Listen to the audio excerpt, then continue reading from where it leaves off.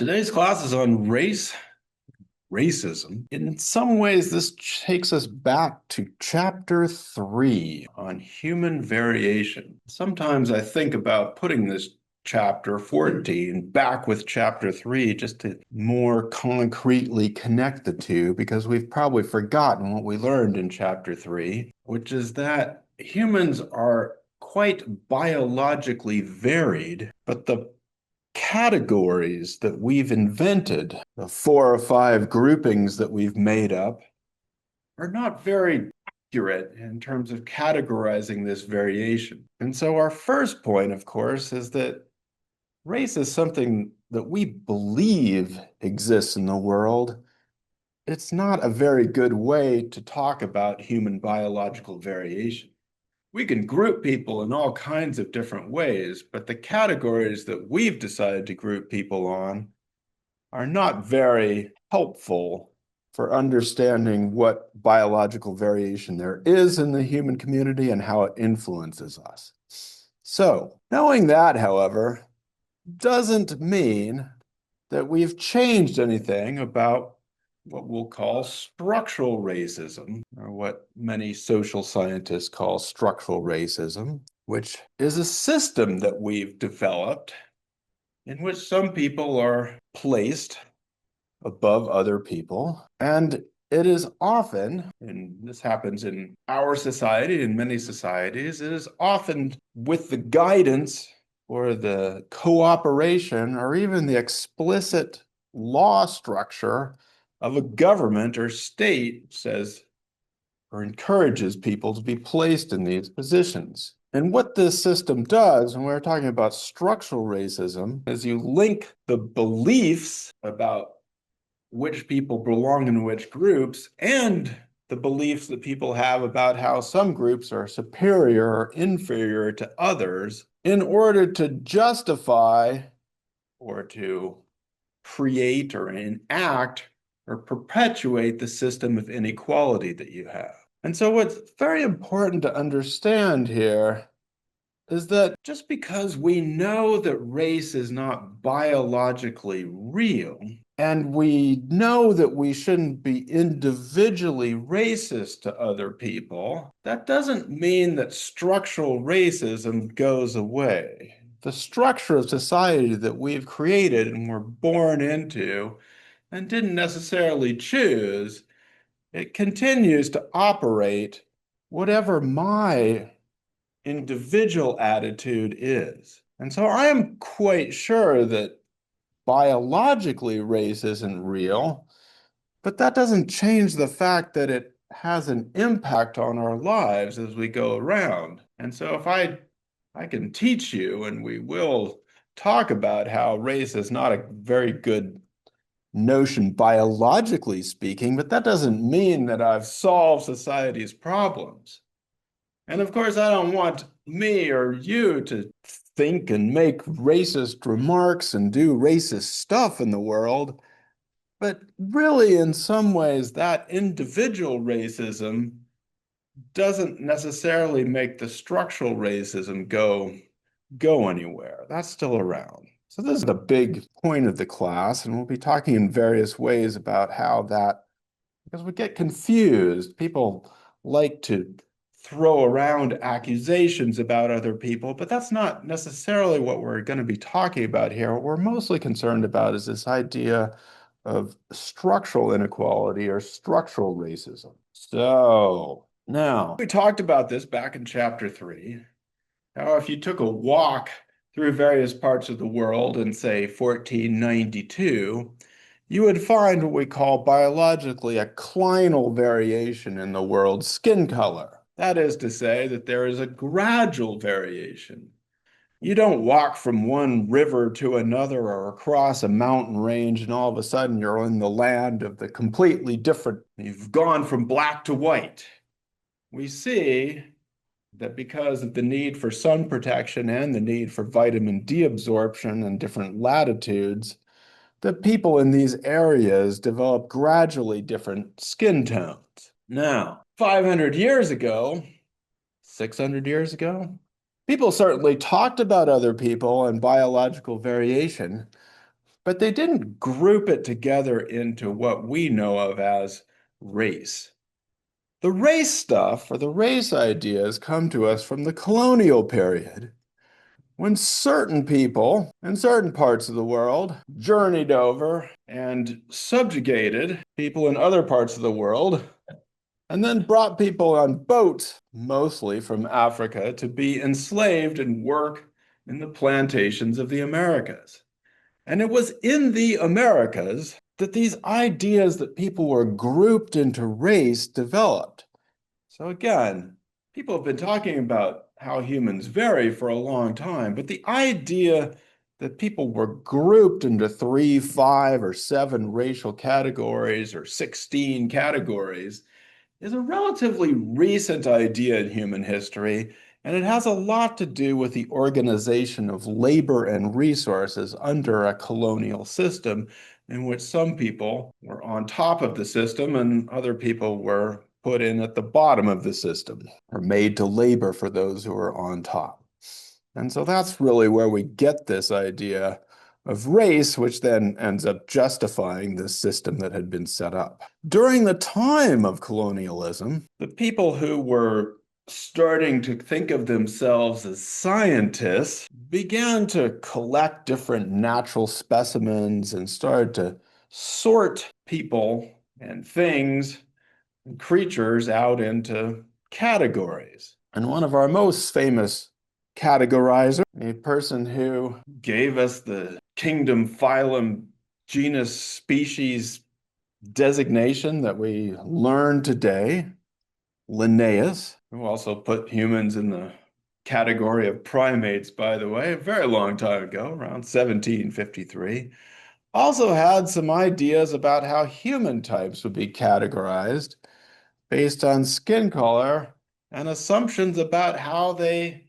acted or how they were thought to behave. Do you remember some of those characterizations of other people that Linnaeus had? But one of them was laziness, how hardworking they were. Yeah, it's funny how some of these stereotypes, Linnaeus kind of, I'm not saying he generated them, but he was crystallizing that popular idea. So he described different people as lazy or serious or irritable, irascible, hardy.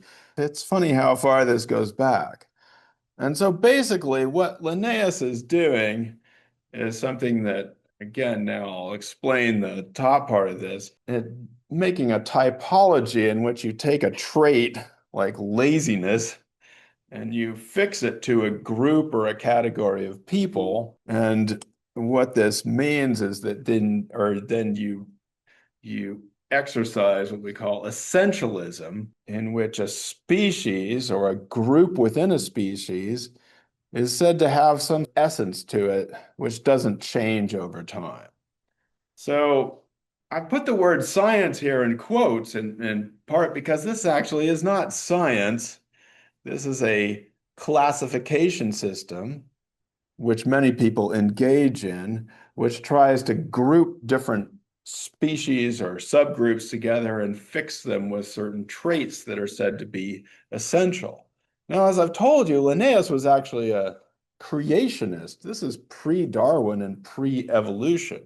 He believed he was categorizing God's creation, how God had made the world. Now, the person who gave us the word Caucasian was actually a person named Blumenbach in 1795, who described certain people as Caucasian. And so again, this was a classification scheme of 5 different categories. And what I want to emphasize here is these categories have come down to us from people like this, European categories for the rest of the world. And both of these people were dealing in pre-Darwinian, pre-evolutionary ideas about human beings. They were both creationists and believed they were describing God's creation. And in fact, for Blumenbach, we usually think that races are in post Darwinian terms, we usually think of evolving upward. For Blumenbach, he felt that there were the perfect people who had been created by God, and then the other races had fallen or degenerated from the perfect, the most beautiful people who were the Caucasians. Now, you might wonder where this term Caucasian comes from. These are Blumenbach's skulls that he based it on. And if you look over here, he's got one from the Caribbean and he's got one from Ethiopia.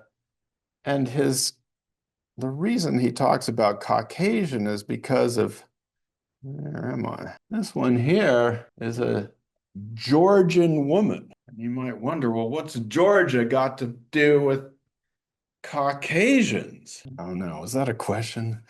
What does Georgia have to do with Caucasians? Yeah, because it's in the Caucasus, not the Georgia in the South. Exactly. So the Georgia, the country, is part of the Caucasus Mountains. And Blumenthal was convinced that this was the place of the Garden of Eden and also where Noah's Ark was located. And so this was the place of creation. And so he saw this Georgian, a skull that had been brought from Georgia, and he thought it was the most beautiful skull and said that that was the reason people should be called Caucasians.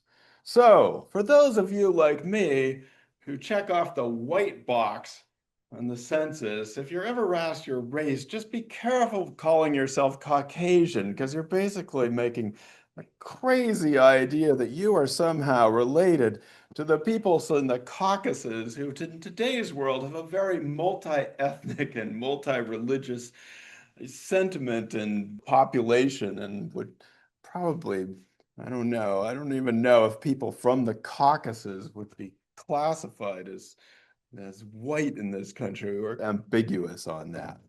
Anyway, when it comes to Darwin, what Darwin introduced was a very different way and a much more scientific way of thinking about species.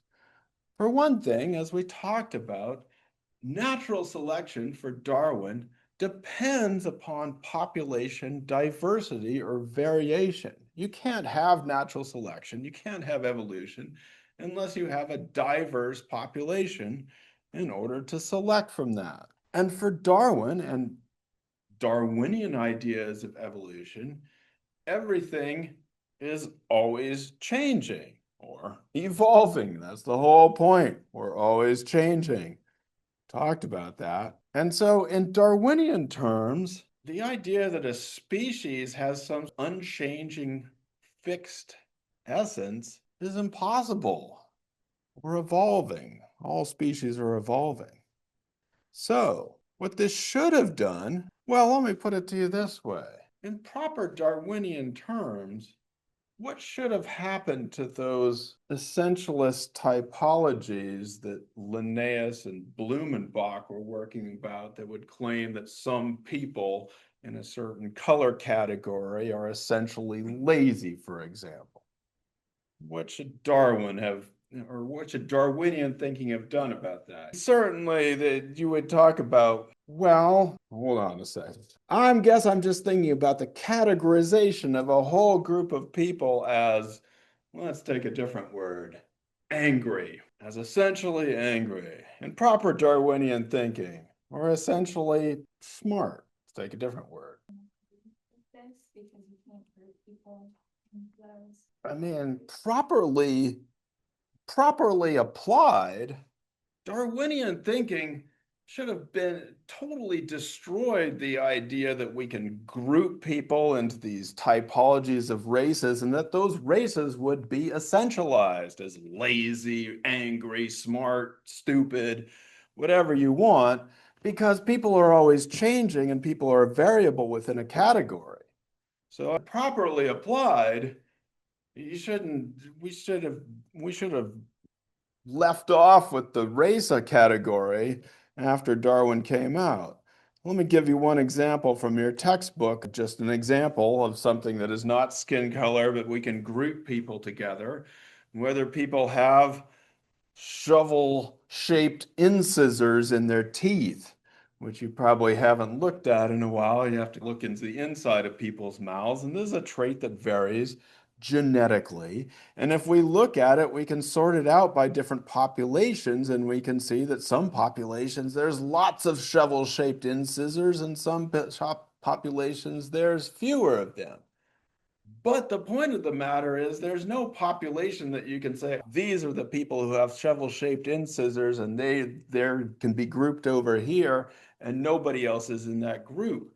We are always variable and interconnected and being mixed up, so there's always going to be a range of variation within any group.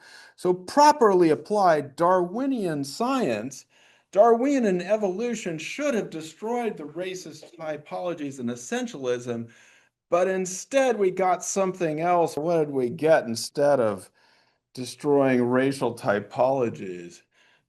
Yeah, so instead, we get something that is called social Darwinism and leading to the idea of eugenics. What is this based on? What was the idea that Darwin borrowed from good old Herbert Spencer? Yeah, so Darwin's original ideas, he preferred the idea of what he called descent with modification, but he borrowed and got excited about this idea of survival of the fittest. And so this led to the idea that you could breed out or you'd be able to seize on certain traits and you could breed out the less fit. You could make sure the stupid criminals that they didn't reproduce. And this led to a whole bunch of laws and policies, including, well, what did they say about, say, immigration? Yeah, and the whole idea that, hey, we don't want to let these people in. They're gonna dilute. They're the bad people. They're the criminals. They're genetically that way. By the way, you don't have to go very far to find people talking like this in today's world. You can just turn on the television and you can hear our current president, maybe not today, but in recent months, says that he can see a bad immigrant just by looking at them, and that certain people are genetically bad and shouldn't be allowed. It's the same reason they used to talk about Italians and Germans and all kinds of people to try and justify laws to keep them out of the country. Now, this sometimes has been called scientific racism, but remember that this is not scientific. It's just racism, and it actually is not science. It's a pseudoscience. It's a fake science. This was actually first developed in the United States and in the United Kingdom. And we had in the United States some of the best eugenics scientists you could have. It's perhaps more famous. Well, who else borrowed this idea of eugenics? Hitler, yeah. Hitler really admired the idea of eugenics that was being promoted in places like the United States and said he wanted it bigger and better there. So it became much more associated with Nazi Germany. And it fell out of fashion in the United States when we started going to war with Germany. But in fact, it is a truth of anthropology that some people who are the early, what we call physical anthropologists or physical anthropologists, they were in on this scheme. They were promoting eugenics. It was seen as a progressive thing to do, that you were trying to make people better. Again, this is pseudoscience. This is not science. Because scientifically, we need diversity and variation. You never know what is going to be fit or unfit because our environment is always changing. And Darwinian ideas about populations should have led to this destruction of these typologies and these essentialisms. But for a very long time, and I hate to even put up this picture, but we might as well know what people were saying. The idea was you're going to check and only control the fertility of other people because they might be unfit. And so this has resulted in some of the biggest harms in the world. And it's not necessarily because of evolutionary thinking, but it was a justification for some of these ideas. Well, that's where we get to the 1930s.